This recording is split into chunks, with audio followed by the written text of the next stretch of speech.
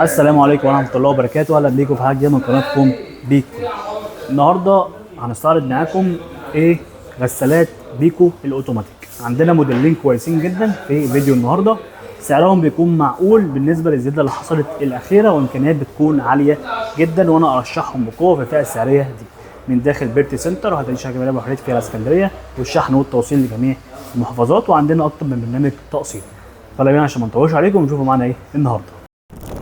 هنبدأ معاكم بالموديل ال7 كيلو اللون الاسود، 7 كيلو 1000 لفه. دي كده كل البرامج تقريبا موجوده في الموديل ده، وكمان شاشه ديجيتال، وكمان خاصيه الستيم، وبرو سمارت انفرتر، يعني مفيش اي استهلاك للكهرباء. ضمان 10 سنين طبعا زي ما اتكلمنا على موتور الانفرتر. شكلها بيكون شيك جدا. الباب بتاعنا بيكون ستانلس، اعلى كفاءه في استهلاك الكهرباء 11 كيلو واط، يعني مفيش استهلاك كهرباء كتير جدا.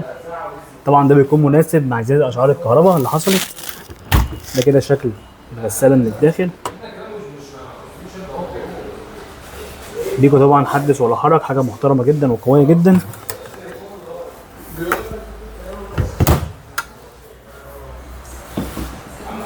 ضمان 10 سنين زي ما قلنا، سعرها 21600 جنيه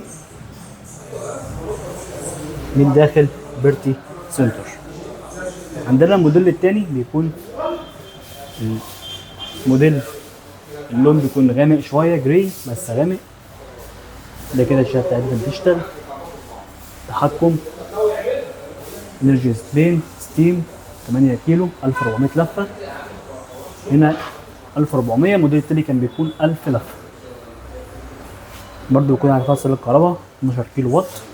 شكلها بيكون شيك جدا، مناسبه جدا، فئه سعريه محترمه جدا من بيكو بتقدمها. ستانلس من الداخل. كل ده بسعر 19900 جنيه. موجود شحن لجميع المحافظات، وشحن اسكندريه بيكون مجاني.